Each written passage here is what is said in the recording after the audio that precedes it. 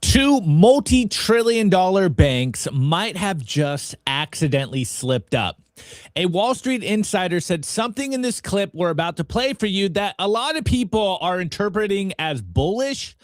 But if you can read between the lines, they might be admitting exactly how they plan to freeze your money. So pay very close attention to the end of this clip. So yes, as we move into the world of 24/7 assets like Bitcoin, we definitely need 24/7 US dollar or 24/7 digital money. And all our systems and processes are also being uplifted into 24/7 support. Like, we absolutely need that. So in some sense, we are back to the world of city never sleeps. So this is the one big idea, to make Bitcoin bankable. Later this year, Citi will be launching our infrastructure that integrates Bitcoin into traditional finance.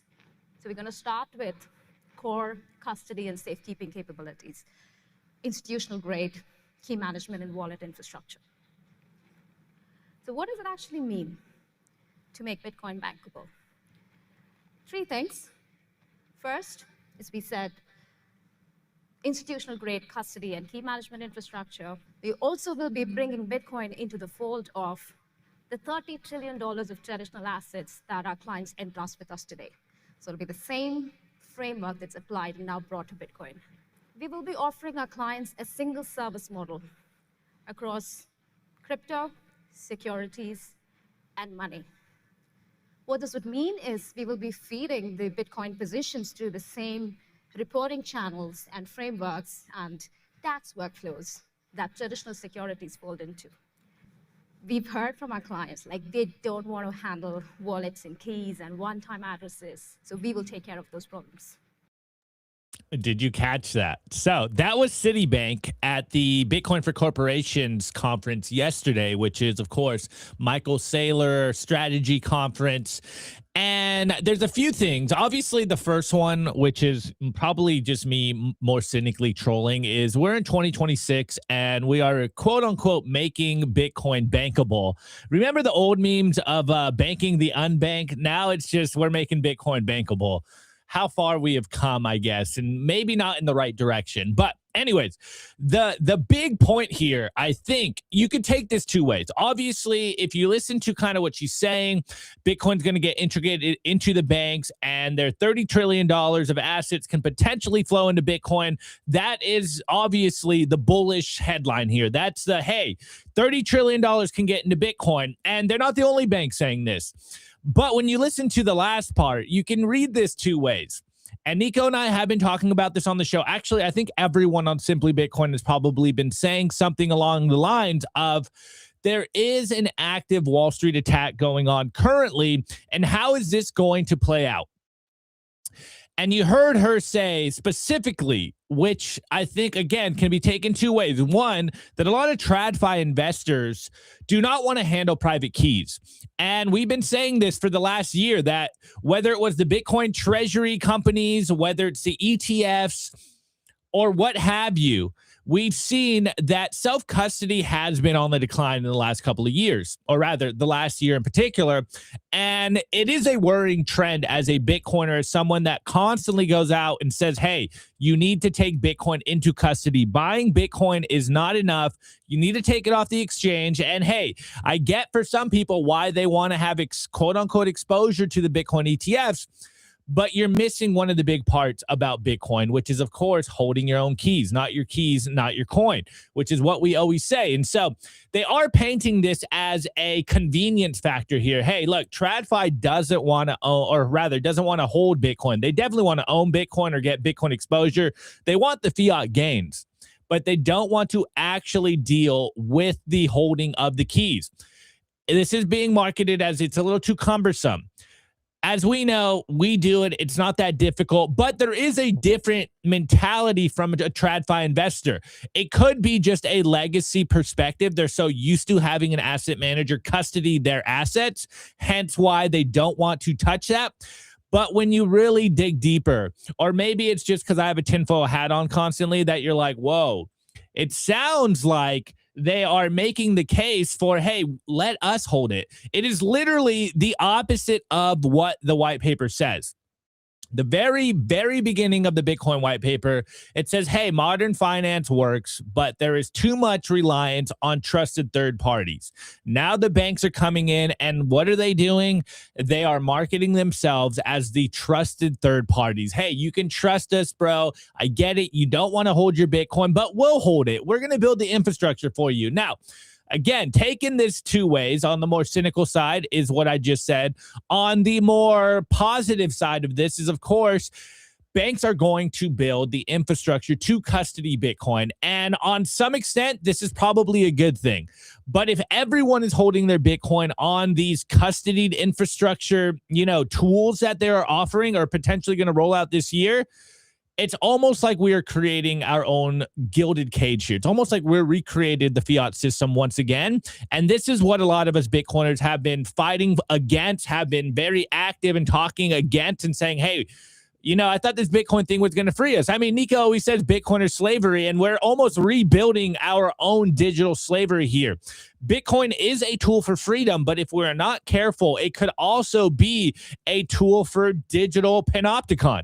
This is something we've all been saying for a long time. Yes, the institutions are here. Yes, potentially, or at least theoretically, they will pump our bags. But at the same time, we have to stay vigilant. Now, if this was just coming from Citibank, if this was just a one-off thing, then you'd be like, okay, we've heard this before. There will be fractional reserve banks. There'll be non-fractional reserve Bitcoin banks. And so, hey, they're going to make their decisions. It's a free market after all, et cetera, et cetera. But we have Morgan Stanley pretty much on the same day saying something very similar, which is why it is a worrying trend, which is why I'm coming out here and being like, look, I get it. A lot of people trust the big names, but you still need to take your Bitcoin into custody. Now, I know it's not for everyone. I don't think you need to have all of your assets in self-custody, but I think the majority of your Bitcoin should be in self-custody. I get the need for people using the traditional financial system with their Bitcoin, which is why I'm not so cynical on this. Is like, yeah, I want Bitcoin to be integrated everywhere and also use the Bitcoin. But I'm not going to be trusting, a Charles Schwab or a Citibank or a JP Morgan or a Morgan Stanley to custody my Bitcoin long term. Now, this is where it gets into the next point that, again, another $1 trillion bank said literally the exact same thing. And this is Morgan Stanley. Morgan Stanley, this morning, it's coming on Yahoo Finance, but it's from Decrypt. It goes, Morgan Stanley is absolutely planning to offer Bitcoin custody, trading, yield, and lending, an executive says. Of course, Morgan Stanley is a $9 trillion bank, one of the biggest banks in the world. They hold a ton of assets for their clients. So they are painting themselves as, hey, trust us, bro. This is what we do. Again, a lot of this is banks justifying their business models, which, I can't really blame them for that. It's like, yeah, if everyone is holding Bitcoin and there are no banks, which I don't think is necessarily the case. I think there will be Bitcoin banks, and I think there is still a role for banks in general. But they are coming out very strong with this narrative of, hey, we're the banks. We custody your money, your assets. So therefore, we're going to build the tools to custody your Bitcoin as well. Trust us, bro. But going further, of course, they're asked about Bitcoin-based yield. They say, hey, we're looking into it. It's still kind of early.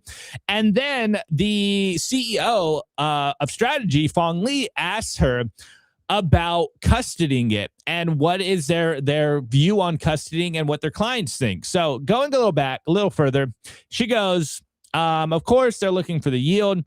And then she talks about the custody of Bitcoin. So when strategy CEO Fong Li asked her how much the investment bank estimates its clients hold in cryptocurrency and therefore currently off its banking platform, Odenberg said it's a considerable number. But she added that she doesn't necessarily expect the bank's clients to want to move all of their Bitcoin into their custody solutions. Again, a lot of people understand the game and they're like, look, I want to hold my Bitcoin. I want to self-custody my Bitcoin because I don't want it to potentially get wrapped up in the traditional financial system. Bitcoin is a parallel to the traditional banking system. That's what this is about. And she goes, but quote, there's always those that are going to want to self-custody. And that's just a natural part of the space, especially in the Bitcoin kind of, culture. That is one of the defining things for us Bitcoiners. But she also understands that, hey, a lot of our TradFi clients, they don't want to custody their Bitcoin. And rightfully so. A lot of people that hold maybe, if you hold $1 billion, you probably don't want that just in a ledger in your house. You probably want some of the protections from the bank, but you probably don't want all of your Bitcoin at the bank, because who knows what's going to happen? Who knows if they're rehypothecating your Bitcoin? As Saylor mentioned yesterday, who knows exactly what they're doing with your Bitcoin? The safest, and I guess for lack of better terms, the more paranoid way to hold your Bitcoin is, of course, under your own control, not your keys, not your Bitcoin. Now, this does bring up the broader conversation that we have been talking about the last couple of days, is like, are the institutions good? And I don't know if you guys saw, but there is some more kind of drama coming out of the Jane Street saga. I know some Bitcoiners are like, this is probably not the case. They're just doing traditional Wall Street stuff. It's been a little blown out of proportion. Yes, we're in a bear market. People want to point a finger, basically blame a big bad boogeyman here. And Jane Street, for better or worse, they're the scapegoat right now. Whether they're actually doing what we think they're doing or not, they are the scapegoat right now. But Nick Szabo had a good tweet in regards to the Jane Street stuff. But again, it does lean into this exact very idea of not your keys, not your Bitcoin. So I want to read his tweet real quick. Caitlin Long also responded, but I think the bulk of it comes from Nick Szabo. And he goes, look, it seems Jane Street may have had a long-standing culture that essentially trained crypto scammers. Obviously, SBF. Caroline also came out of Jane Street. There's a weird connection between Daquan and Jane Street. So, look, Jane Street's probably not doing themselves any favor. And I'm not saying they're good guys.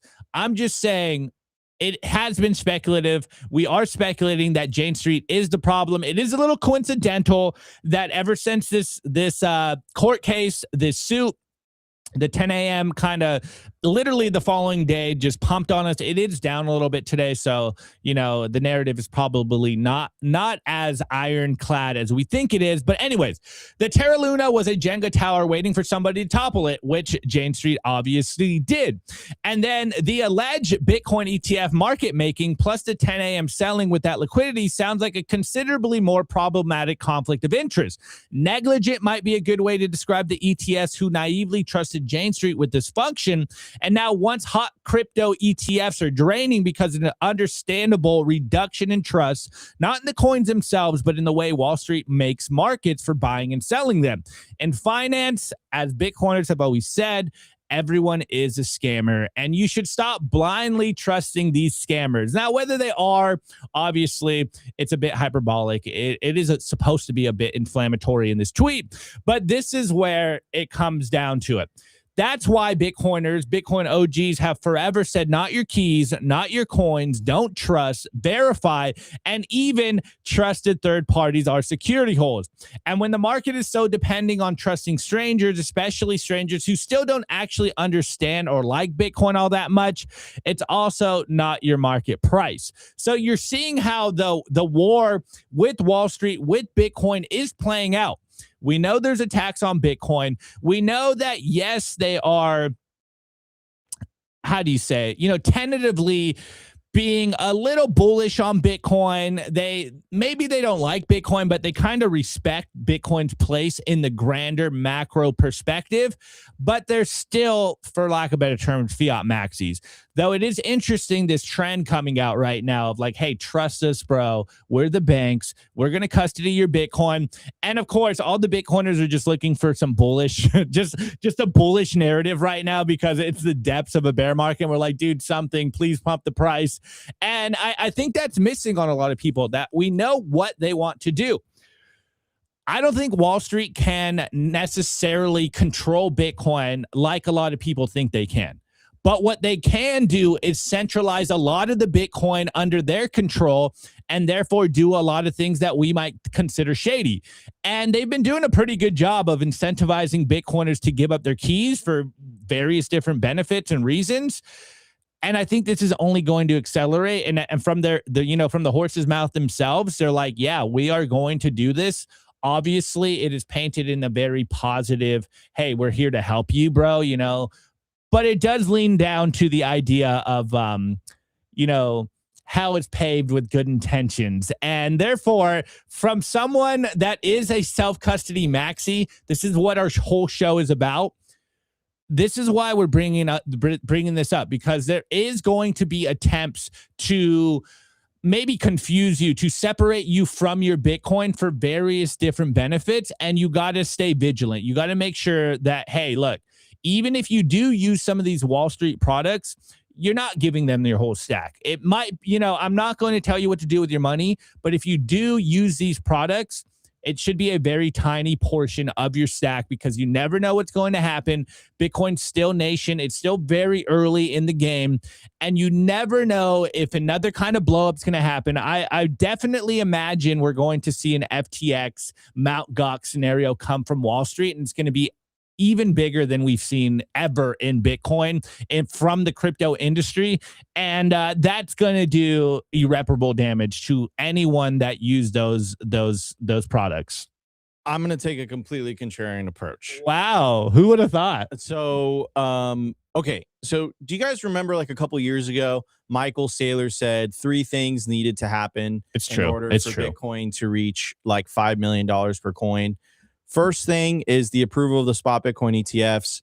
Then it was the change of the accounting rules. And then it was banks custodying Bitcoin. This is a massive, massive, massive deal, because unlike, you know, us on Simply Bitcoin, who are advocates of self-custody, even though we don't own any, and I'm assuming if you guys are watching a show called Simply Bitcoin, you guys are down the rabbit hole and you guys understand the power of self-custody. But the reality is that most of the world is not there yet. Specifically, if you're from the older generations and you're used to dealing with the traditional financial system, I think one of the biggest hurdles as to why you haven't had any exposure to Bitcoin in the first place is the idea of self-custody itself. Now, we are moving this forward. Like, I'm not trying to excuse this. I'm not trying to normalize this whatsoever, right? That's why we have amazing partners like BitKey and Bitcoin Well that specifically are focused on the self-custody aspect of Bitcoin. But the reality is that a big portion of the population just doesn't care. A big portion of the population wants exposure to Bitcoin, but doesn't want the risk of the self-custody aspect of it. Because let's be honest here, there is a trade-off with self-custody. There is no 1-800 number you can call if, God forbid, you lose that 24 to 12 word seed phrase. And I know our friends over at BitKey, which we're going to be talking about a little bit later, you know, are solving this problem by building essentially a hardware wallet where it's essentially a seed phrase setup with multi-sig and inheritance built in. It has a phone app also connected to it. But again, it comes with trade-offs. And let's say you're a higher net worth individual in the older demographics. We know our demographics who watch us at Simply Bitcoin. We know a lot of your age groups, right? You might not necessarily feel comfortable holding a great sum of money. Money's relative, right? In self-custody. And that's just the reality of the situation. Of course, our original thesis, we were militant about this back then, and we still advocate for it solely. The way you should be holding your Bitcoin is in self-custody, full stop. But there are a portion of people that they don't want that. They want the bank experience. So what I think this is going to happen, this is a what's the expression? A two-edged sword or a two-edged knife or whatever. Double-edged sword. Thank you, Opti. So it's a double-edged sword. So the positive is there's going to be more and more people that are comfortable buying Bitcoin as an asset, because now the third largest bank in the United States that has a total sum of $1.7 trillion under management just went to the strategy conference, Bitcoin for Corporations conference, a Bitcoin conference. The third largest major bank in the United States went to a Bitcoin conference. That is insanity, right? And they basically said, listen, we're going to offer this to our clients. We're going to offer custody to our clients. And a lot of their clients are going to feel comfortable with that. They might not have gotten exposure to Bitcoin before that, specifically because these big banks are not offering that. And remember, this is one of the 3 pillars. This is the final pillar that was necessary in order for Bitcoin to hit $5 million per coin, according to Michael Saylor's thesis back from 2022. I wish I had the clip lined up for you guys, but this was the 3rd thing. He predicted all 3 things would happen, right? So anyhow, what is the other side of the sword? The other side of the sword is, unfortunately, this leads to more centralization, which is what Opti was talking about earlier, of the custody of Bitcoin. That's the downside of that. If you have centralization of the custody of Bitcoin, that opens up the attack vectors to potential 6102 orders in the future. And also, this is why the Clarity Act has to pass, because it protects the right to self-custody. It enshrines it in legislation. It's not just an executive order, which are weak because the next president could just reverse the previous president's executive orders.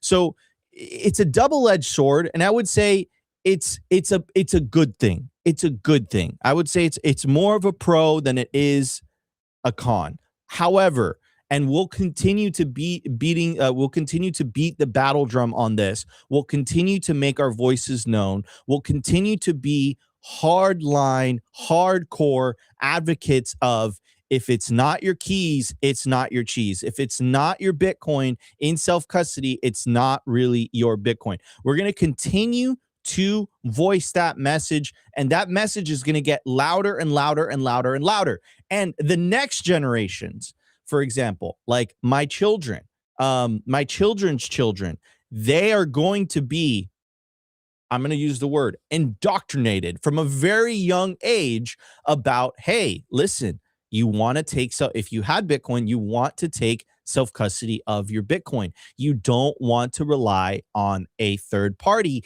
even though that third party can make it as convenient as they want to make it. You want that sovereignty. You want the ability to be able to vote with your feet. You want, I'm telling you guys, there's no better feeling than knowing that you have Bitcoin in self-custody and you completely control that Bitcoin, and you can sell that, you can send that Bitcoin to anywhere around the world without having to ask for permission. It is the most sovereign, powerful feeling I think an individual can feel, or at least one of them. So I think that there is pros and I think that there is cons to this, but the big breaking news out of all of this is you had the 3rd largest bank in the United States go up there at a Bitcoin conference and tell a room of institutional Bitcoiners that, hey, Citibank is here, and now we're offering our clients, our customers, the ability to custody Bitcoin with them, right? That is massive, massive news. I can't emphasize that enough. And again, all of Saylor's 3 requirements for Bitcoin to hit $5 million per coin. Reminder, number 1, the approval of the spot Bitcoin ETF. Check. The change of the FASB accounting rules. Check. The 3rd thing that had not yet fallen was big banks custodying Bitcoin. That domino just fell. That box was just checked. I think it's only upside from here, dude. I'm feeling incredibly bullish when I see things like that. And again, we'll continue to hold the line, ladies and gentlemen. We'll continue to be the vanguard on the advocacy for self-custody, the advocacy of you taking your Bitcoin and putting it on a hardware wallet, you know, writing down or stamping your seed phrase. We'll continue to be advocates for this. But again, not everybody fits into the Simply Bitcoin category. There are just some institutional investors that want exposure. They want the benefits of number go up technology, and they don't really care about the sovereignty aspect of it. Remember, Bitcoin isn't just a financial innovation. It is also a revolution as well. But I remember talking to a higher net worth individual, and I was telling him, and I never forget this, and I was telling him about all the benefits of Bitcoin. And one of the things that he told me, he's like, Nico, like, I'll be honest with you, man, like, you know, I'm a little bit older. I'm not really interested in the revolutionary aspect of this.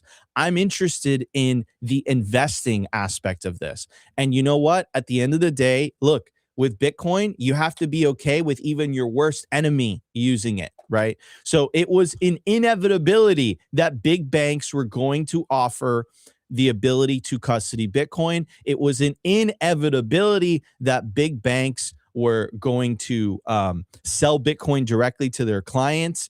I think where it's a very slippery slope, and we have to continue to remain vigilant and hold the line, is if too much of the population, if too much Bitcoin is held under their control. Because as things stand right now, the majority of Bitcoin is still held by individuals.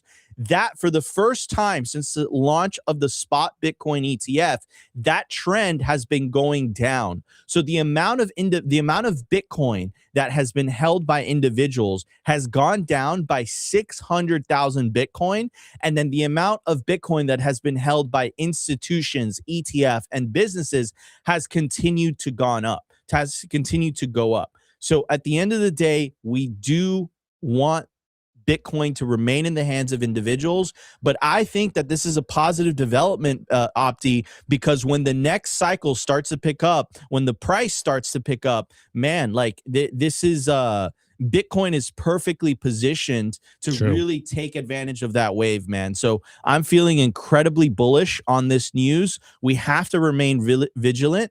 We have to continue to advocate for self-custody. But overall, I think this is very, very bullish, in my opinion. True. Though, a side note, when you said institutional Bitcoiners, all I could think of just like Bitcoiners in a loony bin. No, I know what you mean, but in my head, I'm like, yeah, we all are all crazy. We have to like because and then Saylor does a really good job at like describing like the different types of like of Bitcoin investors, as he calls them. He calls our group Bitcoin natives, right? Crypto natives, Bitcoin natives. But there are suit coiners, for example, or institutional. What about vest coiners? Or institutional. I like my vest. By the way, I saw someone in the comments saying like, hey, is Nico paid to wear this? No, I'm not paid to wear this. He's just a financial analyst now, guys. Hive is a partner of Simply Bitcoin. We really love Hive. They're a great Bitcoin mining company and AI HPC. So I love Hive. But no, I just like the vest. It feels comfortable. I really, really like it. I want to look professional for you guys rather than just wear a t-shirt. He's wearing a financial vest because he's a financial advisor now. No, I'm not. I'm not a financial advisor. None of this is financial advice. I just think it's a pretty good idea. We're just telling you guys what we do. If we owned any Bitcoin, we're just telling you what we do. Yeah. But anyways, guys, it's going to be a great show. Shout out to everybody watching us. Over 400 live viewers on YouTube. Shout out to the Rumble chat. Always Vest Fest in the Rumble chat. Love the comment. And of course, shout out to Nostr. Man, I love the Nostr audience, bro. Shout out to everybody zapping us sats on Nostr. Shout out to everybody sending us Bitcoin. Download the Rumble wallet today, by the way. Shout out to everybody sending us Bitcoin on Rumble. And of course, shout out to the YouTube and X audience as well. If you guys are enjoying the show, make sure to smash that like button. Consider subscribing to Simply Bitcoin. It's going to be a great show today. The New York Times released a hit piece on Bitcoin, trying to blame the Trump administration, trying to blame Bitcoin, basically calling Bitcoin a failure. And you know what, guys? Maybe this is going to make Opti happy. Usually when you start getting these types of Bitcoin is dead types of articles, that tends to be a signal of a bottom forming. I'm not saying that this is the bottom, but that tends to be a very, very positive piece of a very positive indicator, I would say. Counter indicator. Is it a counter indicator? I think so. I think it's an indicator of a bottom. It's an indicator of a bottom, right? So anyhow, it's going to be a great show. And then also we got some like straight up bull sauce during the numbers. A really good video for you guys that I want you guys to watch as well. And then of course it is the culture. It is Friday, so maybe we're going to let loose a little bit. We got some, we got some trolling from Senator Lummis. It's really good. We got some 5.56 rounds for you guys right here in the front. Opti do wide shot. Yeah, If you guys like the little trinkets, please let us know. We should on the break. We should put the flower here with the bullets. Yeah, right there. All right. Anyways, guys, it's going to be an incredible show. We're going to be right back after the commercial break in just a second. Today's episode is brought to you by Bitcoin Well Infinite. If you're a serious Bitcoin buyer, you've probably hit the same wall. Most platforms make you give up custody just to play by the rules. Bitcoin Well Infinite fixes that. They're North America's only publicly traded, non-custodial OTC desk listed on the TSX Venture Exchange, which means transparent operations and zero counterparty risk. you buy Bitcoin, you take immediate control, period. For trades over $50,000, you get a dedicated executive Bitcoin advisor, competitive spread starting at 1%, and immediate delivery straight to your own wallet. No custody risk, no withdrawal fees, just institutional grade execution with full asset control. If you want to buy Bitcoin the right way, book a free consultation at bitcoinwell.com/OTC or email infinite@bitcoinwell.com. I want to give a shout out to our partner, Stampseed. Is your Bitcoin in cold storage really secure? Are your seed phrases really secure? Stampseed's do-it-yourself kit has everything you'll need for you to hammer your seed words into commercial-grade titanium plates instead of just writing them down on paper. Paper is fragile. Titanium plates are strong. Your words are actually stamped into the titanium plate with this hammer and these letter stamping tools. Once the words are in, they aren't going anywhere. No risk of the plate breaking apart and pieces falling everywhere. Titanium stamp seeds will survive nearly triple the heat produced by a house fire. They're also crush-proof, waterproof, non-corrosive, and time-proof. And now you can customize your titanium seed plates. You can upload your design or logo, and they will laser engrave it on the back of your seed plate, the opposite side of where the words are. Stamp your seed on Stampseed and use promo code SIMPLY to get 15% off anything on the stampseed.com store. All right, everybody, we are back. Guys, you don't want to write down your seed words on paper. You want to stamp them into a plate of titanium. This is the 12-word titanium stamp seed plate. Also comes in 24 words, obviously. If you scan the QR code on your screen, you go to stampseed.com. Don't write down your seed phrase on paper. Stamp it into a plate of titanium. Anyways, at the time of recording, the Bitcoin price is $65,570 sats per dollar, 1,525, block height 938,610, market cap realized monetary inflation 0.84%, market cap 1.31 trillion, Bitcoin versus gold market cap 4.38%, percentage issued 95.21%, decline from all-time high. Right now you're getting Bitcoin at a 45% discount. I would say that's a pretty good discount, ladies and gentlemen. Anyhow, guys, I'm gonna go straight to it. We got a very interesting clip from this gentleman, Roy Ninderhofer. But anyways, this guy's a G. Look at that. Look, what is that? A cello behind him? Like, he's got charts to his right, and then he's got a cello behind him, and then he's got a piano. So he's earned 20% per year for the last few decades. A 20% CAGR is unheard of. That's crazy. This guy knows what he's talking about. His brother Victor was the only fund manager to retire from Soros while ahead. His price target for Bitcoin up to 450 million. You heard that correctly. All right. Saylor went from 13 million to 22. That was his bullish case. I think his bullish case might have been 50. I think it was like 49 or something like that. It's like 50. This dude's not saying 50, ladies and gentlemen. This dude bull sauce is saying, oh, and he's with Kevin O'Leary. Look at that. He's saying up to $450 million per coin. That's unbelievable. I gotta give credit to British HODL where credit right is, now the inflation rate. I gotta give credit where credit is due to British HODL. You gotta do whatever you gotta do to get yourself to 1 Bitcoin. Because if this guy's prediction comes true, you're gonna be worth $450 million. But what's the coffee gonna cost? We'll get to that in just a second. Anyways, I'm gonna play you guys this clip, and then of course me and Opti will analyze it and talk about it. Right now, the inflation rate is about 10%. I think most people would say it's fairly reasonable to think that we could have 10% inflation for another 20 or 30 years. That doesn't sound so out of control. It's also reasonable to think that Bitcoin itself grows from where it is right now. It's about the size of the Thai baht. And if Bitcoin happens to get a little more acceptance and grows to the market cap of the British pound, that's about 5 times what it is right now. You put those together, in 20 years, you have a Bitcoin price 30 times what it is now. In 30, 85 times what it is right now. So we're talking about a Bitcoin price of 3.8 million, even if a very reasonable current assumption holds true.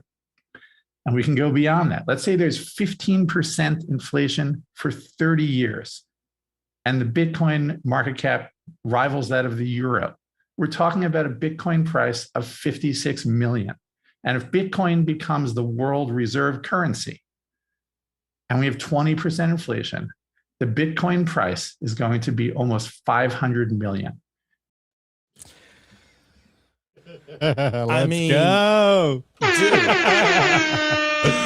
What? Okay, Opti, I want to hear your thoughts. I want to run the math. Because the purchasing power comment that you said was on point, right? Because it's like, okay, it's worth 500 million, but what is 500 million going to buy you, right? So we said 20% inflation, 20% inflation for 20 years. For 20 years, yeah. So did he say 30? Well, so okay, yeah. So okay, like, while I do the math in the background, just what are your thoughts? Okay. Oh, sorry. Well, look, guys, you know me. I'm as bullish as anyone, and 450 million or under 500 million per coin is now that's some moon math, like that is some grade A hopium. And you know me, I love some grade A hopium. I even showed Luke this morning, and someone in the chat's like, wow, this guy's even more bullish than Luke is. We were watching this morning this clip, and he was like, yo, like, I don't even think I'm that bullish. And that's how bullish you got to be. I actually saw a good tweet of someone saying like, or actually it was at the bottom of the tweet that Nico read. It said, if you're not this bullish about Bitcoin, like you shouldn't be in Bitcoin. And I'm kind of with it. I know right now it's like the bear market, we don't know where the bottom is. There's debates whether we've already hit the bottom. We also have been going sideways for about a year-ish, a year and a half. And, it hasn't been that fun.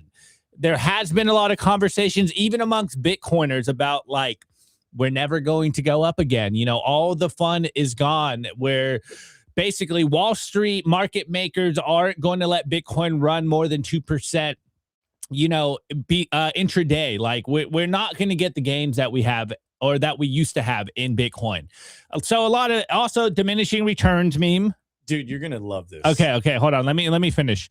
And so it reminds me of the good days when Bitcoin did run, and I think it was Rockstar Dev, and he said something on the lines of, you need to have such a ridiculous Bitcoin price prediction when you're talking to normies that they think you are literally stupid. And dude, we're getting back to those days. But this guy is like, he's a good trader. He's worth a lot of money. This isn't just us, on anons on Twitter talking about this. Like, this guy's got a track record, and when you put the numbers in, you're like, yeah, it's not that crazy. 500 million per coin.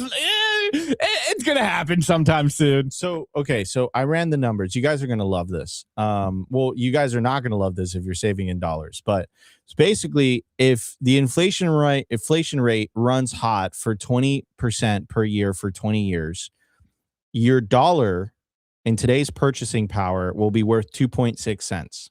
Damn. $100 will be worth 2.61 $2.61. 500 million, which is what he brought up, will be the equivalent of $13 million in today's dollars. Okay. Hey, I guess Right. I guess we'll take the good with the bad. Why is that number so interesting to me? Is that not Sailor's number? That's Sailor's number on the dot, bro. So that to me is fascinating. So to answer my question, I did grab a coffee this morning. It was about $7 because I got a cafecito and a coffee. So sidetrack. How are you liking the Cuban coffee? Dude, Cuban coffee is good. I can't get it every morning because I try not to spend too much money on my coffee every morning. But it's great, dude. It's sugary. It's strong. It's amazing. So $7. So it'll be about like $3-ish $100 and some change with that inflation rate. So it'll be okay. They have to take away some of the, like, I think if it gets to that point, like, they'll just drop a zero. I think they'll drop a zero. Maybe a couple of zeros. They'll drop a couple zeros. Like, there's no way that it's like, oh, how much is the coffee today? Or we just do Zimbabwe dollars, 15, bro. It's going to be just $1,500, please. It's like pesos, hundreds of pesos for something, bro. I think they'll drop. They're going to have to drop a zero because it's just going to just be like ludicrous. But anyways, it's quite interesting when I was doing the math. So this gentleman's predictions lined up exactly with Michael Saylor's predictions. That is kind of crazy. They lined up exactly with Michael Saylor's predictions. So like that to me is quite interesting. Wait. People in the chat said Nico did math. Nico did do math. No, it was AI. Chat GBT did math. Wait, so just to clear, because I'm already blanking. 450 million from this video is 13 million in today's dollars. Yeah. So with using his like examples, right? So if we have 20% inflation for the next 20 years, the purchasing power of 500 million in today's dollars in 20 years will be $13 million in today's dollars. Okay. Right? Well, it makes perfect sense. I just wanted to clarify because bigger number better. I like the $450 million number better. I'll take it. Even if it's not inflation adjusted. I'll take it. I think that's the only thing. Like, 450 mil. I think that's the only thing that he just like left out of the the thing. It's like, okay, yeah, it's like, wow, like $450 million, bro. Like, holy crap! Like, everyone's gonna be a billionaire. This is fantastic. Conveniently leaves out the fact that that coffee is going to be a couple $100. Yeah, I mean, bro, let's use your example. You said your cafecito costs you $7. I got a coffee and a cafecito. Okay, so iced coffee and it was $7. So in 20 years, with 20% year-on-year inflation, your coffee would have cost you $300. Damn, I'm so rich today. $300. $300. Wait, am I poor? Wait, I don't know. I'm so poor. Someone in the chat GBT is too bearish. I'm gonna put it. Why don't we do a poll, Opti? And Senor Gringo Papi dropping the wisdom. Let's get to 150 K first. Yeah, 100%, bro. In today's dollars. Or wait, no, in 2020 dollars. Yeah, 100%. Let's get to 150 first. I agree. I agree with that statement. And then dude, our boy Son of Sats, Venezuela dropped 9 zeros. Yeah, bro. Coming to America soon. Coming to a country near you soon. This is why you got to save in Bitcoin. But Opti, could you drop it in what's the poll? The poll. What poll? It is 450 bearish. Is 450 mil realistic? Realistic. No, but I mean, once you like plug in the numbers for like the inflation stuff, like it doesn't sound too crazy. Also, I want to give a shout out to the live stream. 500 live viewers on the Friday show. If you guys are enjoying Simply Bitcoin Live, make sure to smash that like button. Consider subscribing. If you guys want to support the show, check out our awesome partners. We partner with hardcore Bitcoin companies from across the industry. We're very, very picky on who we choose to partner with. You guys ask us all the time, how do you support the show? Check out our partners. Anyways, guys, we're going to be right back. We're going to be dissecting this New York Times article that talked a lot of smack on Bitcoin, on Trump's term. You know, it was an opinion piece, but it was the New York Times. The New York Times is back. They were off our back for quite a while. Seems like they're back, and we're gonna check out this piece. It's quite comical. And then during the culture segment, it is Friday, so we're gonna celebrate a little bit to see what Opti wants to talk about. I'm excited, looking forward to it. We're gonna be right back in just a bit. I want to give a shout out to our partner, Ledin, the leader in Bitcoin-backed loans. Unlock the liquidity in your Bitcoin without having to sell your Bitcoin. They've issued $9 billion in loans to over 10,000 customers since 2018. I absolutely love these guys. Not only do I have an account with them, but I also have a loan. And what I love about them is that there are no monthly payments, and you could pay back the loan at any time. As soon as you send your Bitcoin as collateral, you'll have cash in your account within 24 hours. Over 1,000 five-star customer reviews, and they've never lost a single dollar or sat of customer money.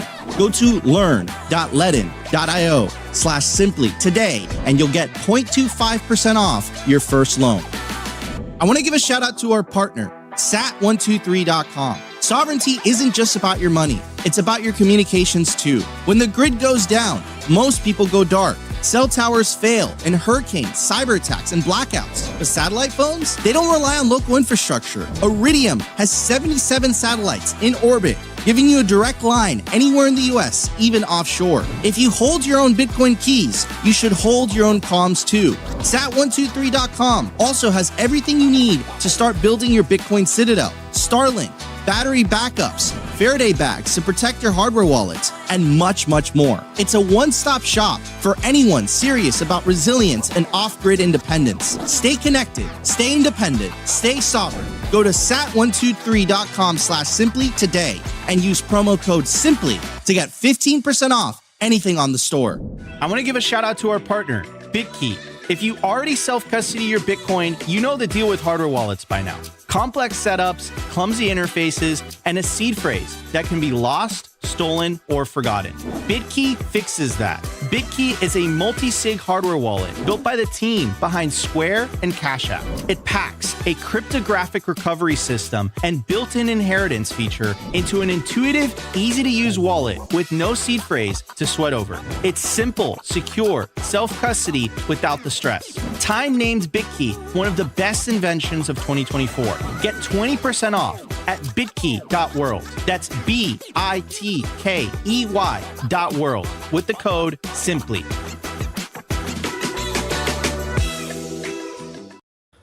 All right, everybody. I want to give a shout out again to our sponsor, BitKey. Guys, this is one of the best Bitcoin hardware wallets on the market right now. It's built by the team over at Block, who also designs Cash App, which is great, great app.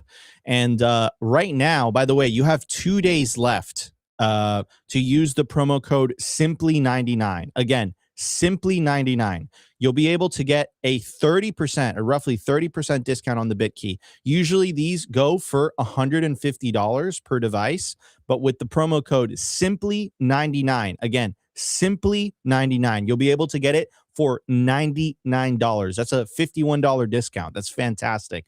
Again, use promo code SIMPLY99. Go to bitkey.world today. Not your keys, not your cheese. Take self-custody of your Bitcoin using a BitKey. Speaking of BitKey, we are going to be giving a BitKey away for free today, ladies and gentlemen. So let's do this. The giveaway is live right now on Twitter. I'm going to put it in the live chat right now. And if you guys follow the instructions, you guys have an opportunity to win a BitKey. So the way that we're going to do it is, where is the thing? Here it is. I'm literally just going to scroll my screen and wherever my mouse lands. Oh, okay. So plan B, and this is the secondary winner unless plan B doesn't want to claim it. Plan B Plan Bits, congratulations. We just followed you back. And Bitcoin is freedom money. We just followed you back. Plan B, we're going to message you or send us a DM to claim your BitKey. Anyhow, guys, let's get back into today's show. So congratulations. And again, use promo code simply99. Go to bitkey.world and you guys will get yourself a BitKey for $99. Opti, could you message this person and tell them that they won, please? Here, I'll send it to you. While I get into here, I just sent it to you on chat. But anyways, let's get into this New York Times article.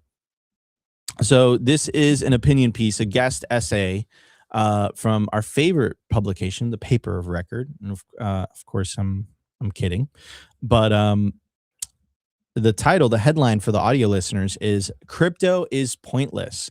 Not even the White House can fix it." So the article goes into it. They came up with this beautiful graphic that they spent a lot of time on. And essentially their base case is that, crypto is pointless and not even Trump's endorsement is even working out.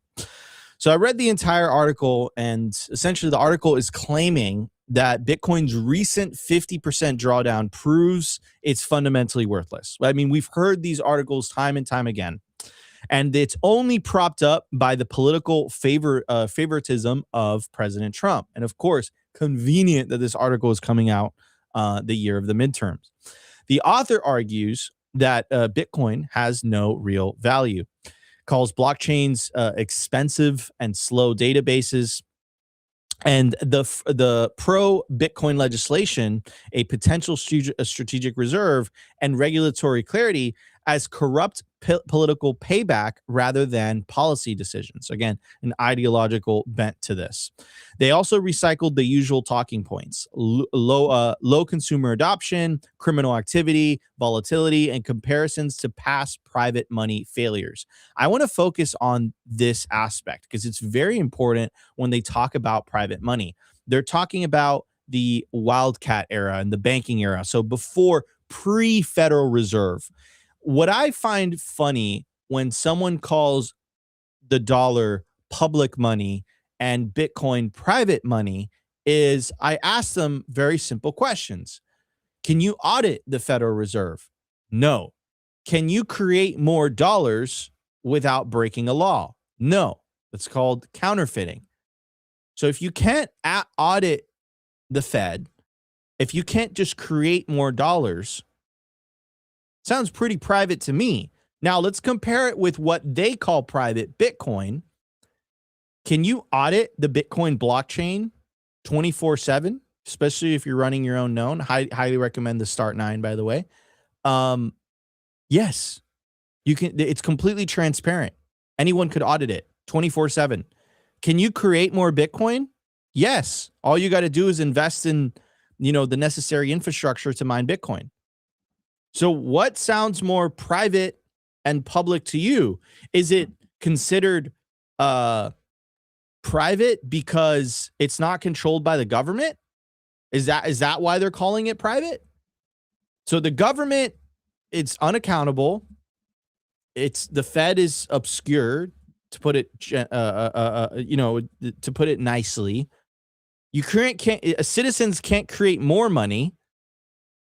Like, what is that? Like they're like changing the words. Bitcoin is public money. Dollars are government money, private money for the government that the citizens are forced to use by law. So I resist that framing altogether. So the first argument is Bitcoin has gone through multiple 50 to 80% drawdowns in its history and still up. No, our argument, better said, our argument. So let's counter this opinion piece. So first off, regarding the volatility. So Bitcoin has gone through multiple 50 to 80% drawdowns in its history. Volatility is an example or evidence of life. It is not a con. And again, calling a blockchain or calling specifically the Bitcoin blockchain misses the point. It's the first globally decentralized, censorship-resistant, non-sovereign money ever created in history. Second, the bailout narrative. Bitcoin has no CEO, no balance sheet, no central issuer. It can't be bailed out. And that's the entire design. Third, 30% of US ownership in barely 15 years is not stagnation. It's massive adoption for a new monetary network. It took the internet decades to hit similar penetration. That's right. Bitcoin adoption in the United States has a faster adoption rate than the internet itself. So again, bullshit article. This piece reads like an economic analysis, more like resistance to monetary competition. And I think the dead giveaway of all this is calling Bitcoin private money. That's an ideological bent. And do I think it's a coincidence that this is being released on the year of the midterms, where the Republican Party, which has a pro-Bitcoin, pro-crypto stance, is going against the Democratic Party that has an anti-Bitcoin, pro-CBDC CBDC stance? No, I don't think that's a coincidence whatsoever. So this article, or this opinion piece, is a hit piece, and it's meant, again, to cause uncertainty and doubt for anyone who still thinks reading the New York Times is a good idea. But yeah, that's what it is. It's a political hit piece to cast certainty and doubt on Bitcoin while simultaneously, attacking the Trump administration on the year of a midterm election. But I want to thank the New York Times because they do give us a ton of source material to cover and to talk about. So we appreciate you, New York Times, for doing just that. Opti, I want to get your takes on this. Man, the articles, like they're relentless, bro. They're relentless, these people. Like, they've been losing for the last 15. If they just shut up and just bought the coin and put it in self-custody, they would be fabulously wealthy if they just did that instead of writing these articles, right? Because these are the types of articles where, look, you look back 5 years, in 10 years from now, you look back at this article and you're going to have pie on your face. Right? You're not going to look good. You're not going to look good, but they keep trying. And I applaud them for trying. It's very consistent. Yeah. Well, when you're the New York Times, as if you are waking up now and you're realizing what the New York Times is, it's not really a news source. It is a propaganda machine. And I remember, I'm old enough to remember when they did the whole Bitcoin mining FUD and the green skull thing. And they literally altered a picture of Texas around a Bitcoin mining facility and said, oh, look, they're polluting everything. So this happens constantly. And honestly, I kind of like it. Like, it reminds me of the good old days when we used to constantly see Bitcoin FUD. And I know 2025 there was no Bitcoin obituaries, like, at all, because it seemed like it was going to win. Trump was embracing it, and now we're starting to get the Bitcoin obituaries in kind of like a different flavor. And it reminds me of the good old days. Like, I love to see this stuff. Again, I've been saying this for months. Careful what you ask for, bro, because the Dems might take the house. Well, again. I know. Oh, look, dude, we're cooked. Like I've been saying, I was watching the World War II stuff over yesterday. And it's no longer the gulag. It's the stalags are going to be lit because we're going to be in the work camps. So we're not just going to be in, the lock you away camps. We're going to be in the work camps, guys, because we're all basically of young fighting age. So stalags, we're going to be prisoners of war. They're going to be super lit. All the boys are going to be there. I'm totally okay with this. No, but like, honestly, I might have a contrarian take on the Dems getting in. Like, I kind of do think that they are going to get in, but maybe I am not so afraid of them getting in. I do know they do like to use power. They're very aggressive when they get into power. We know what they're going to do. There will be a lot of retribution, but I also feel like if they do win, whether it's in 2026, if they get the House in 2026 and then they come into power in 2028, one, as we know, as we've been kind of joking, Bitcoin was going up a lot more when we were being fought. And, maybe that comes back on the table, but also more on like a broader view, not just in the Bitcoin community. I do feel as if a lot of people will see what the Democrats are doing and they'll start to actually fight the system again. So it might be a whole new revival of like mistrust in the political system. So I don't want it to happen, but I'm also not as afraid of like literally if they get in the power, like we're going to the gulags. Like I don't think that's going to happen. No, it's not going to happen. But I 100%. This I could say with confidence. I know for a fact that the industry will get attacked from a regulatory perspective once again. Goes up. A non-sovereign alternative is incompatible with their worldview. It's not monolithic, but they want central bank digital currencies. They want a centralization of control of the money. I'm not saying that this is going to be the future policy, the future official policy of the Democratic Party heading into the future. But as long as Elizabeth Warren is at the head of the Senate Banking Committee, that is what their policy is going to be. They want a CBDC. They don't want Bitcoin. Bitcoin is competition to a CBDC. If you put a CBDC right next to Bitcoin, right? Bitcoin is censorship resistant. It's deflationary, right? It's absolutely scarce. The government can't debase it. It's hard to confiscate. So versus a CBDC, which is none of those things, right? So if people have a choice, I think eventually, and you speak to any Venezuelan or anybody who's lived in a country that has a kind of dictatorial regime, authoritarian regime, like, you don't even need to convince them on Bitcoin. They're like, how do I sign up? That sounds fantastic. That sounds great, right? So anyways, guys, it's going to be a great show. We're gonna head into the culture, and I'm excited. Let's see what you're gonna like this one. I'm excited. Let's check it out. I want to give a shout out to our partner, HIVE Digital Technologies. Fueled by clean energy, HIVE has quadrupled its global Bitcoin mining footprint and channels that same scale into high performance compute, where their AI cloud is now ranked #1 in the world for network performance. At HIVE, you've got dual engines, Bitcoin and AI humming, roaring, accelerating in unison. They're lean and mean, they're green and clean, and they're rewriting the playbook on sustainable digital infrastructure. You can catch the latest buzz at Hive Digital Tech or at hivedigitaltech.com.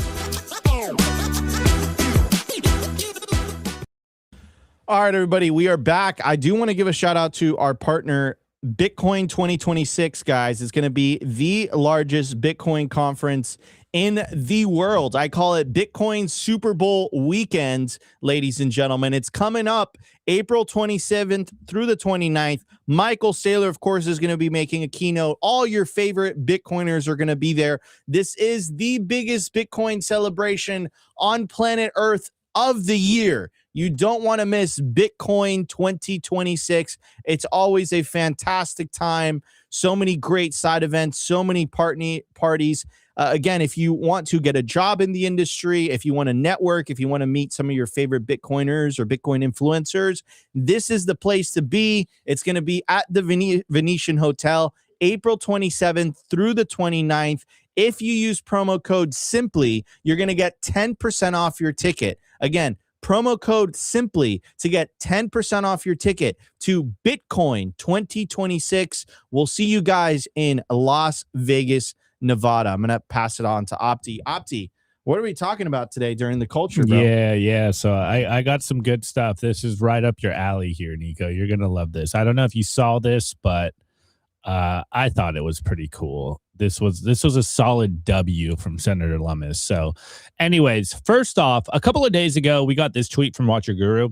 It said, just in, White House says President Trump will not pardon Sam Bankman-Fried. Obviously, there's been a lot of talk because they did pardon CZ from Binance, and everyone's like, oh, wow, are we finally going to get to a pardon of FTX and SBF? And I guess we got an official announcement from the White House. They're like, no, we're not going to do that. obviously, I think a lot of Bitcoiners were like, cool, like, thank you. You know, on that front, thank you very much, Mr. President. Now, going further a couple of days, the next day, or wait, sorry. Yeah, the next day, we got this tweet. Someone quote tweeted it and goes, watching amazement as suddenly SBF doesn't have a bunch of political opinions nor post on Truth Social. And SBF goes, the Clarity Act will be a huge milestone for crypto and a huge achievement for Donald Trump. I was championing a similar bill to get crypto out of Gensler's hands when Gensler helped Biden's DOJ to put me behind bars. The perpetual victim here, right? And then we got Senator Lummis off the top ropes, a absolute W here. And she goes, someone's looking for a pardon and doesn't realize the Clarity Act would have you locked up for much longer than 25 years. My legislation couldn't be more different than the bill you tried to buy from Congress over my objection in 2022. We do not need nor want your support. Senator Lummis just absolutely doing some damage on the timeline here. So obviously there had, like, this even kind of connects to the New York Times article. You know, this whole crypto is pointless even with the political support of the president. There has been a lot of concerns recently about what Trump did with CZ and Binance and what are the real implications. What is the behind the scenes, you know, maybe pact that they've made. We don't know for sure. There's a lot of speculations. There's a lot of rumors. But at least here, for sure, Senator Lummis just dunking on SBF after the White House says, yeah, we're not going to pardon him. You just love to see it. This is our senator. This is the Bitcoin senator here. And it is obviously very interesting when you see SBF response to this. Like, I mean, one, isn't he still in jail? And he's got Twitter. I mean, bro. Like, but anyway, this is about Senator Lummis. But like a couple things about him posting while he's in jail. When Ross was doing that, they would put him in a hole, right? When SBF is doing that, it's like it's just like the Bureau of Prisons is just okay with that. Like, and like my question to you is like who caused more financial damage, right? Like, that's a hot topic, but like, who caused SBF. more? Who, like SBF or Ross Ulbricht, right? SBF, without a doubt. Like, so, you know, like Ross was basically thrown in solitary confinement, and SBF is just like, you know, obviously he's using a proxy to Twitter. Maybe he even has a phone. Who knows? He definitely has a phone. He did give a lot of donations. He put it in Nature's pocket. All right. I wish, you know, so, in this case, I wish in this case, I wish Twitter still showed the location. Right? Yeah. How funny would that be? Like, where's he at again? Like Bureau of Is Prisons, he in New York? The Bureau of Prisons, New York, you know? Yeah. But anyways, how about Senator Lummis? Yeah. Coming in off the top ropes. Yeah. I mean, look, I had the honor of being able to interview her in Washington, D.C. She's amazing. She's awesome. I'm a huge fan of Senator Lummis. The team behind Senator Lummis, the staffers, they're all amazing.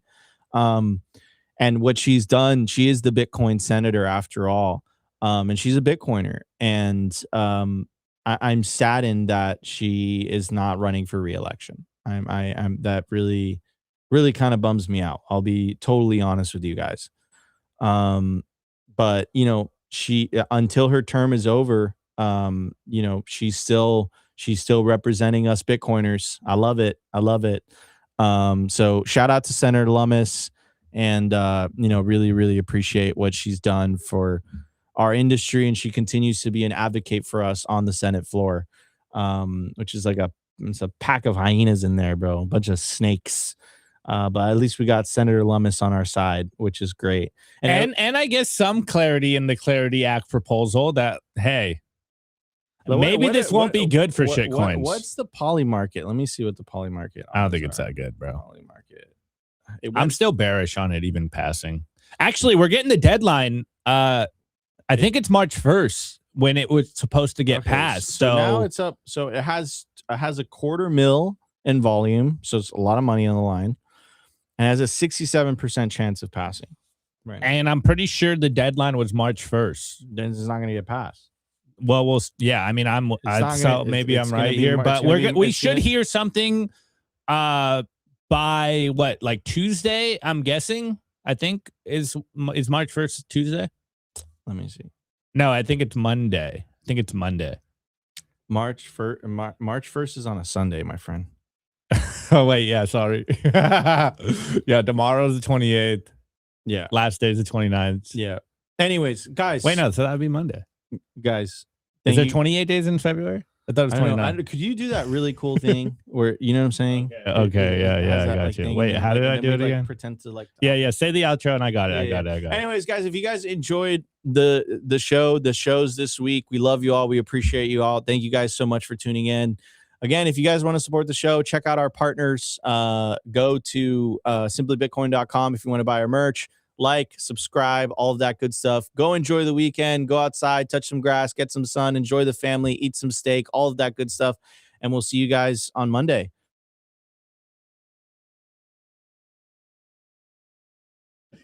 All right, let's do that one more time. Just end it. Just end it.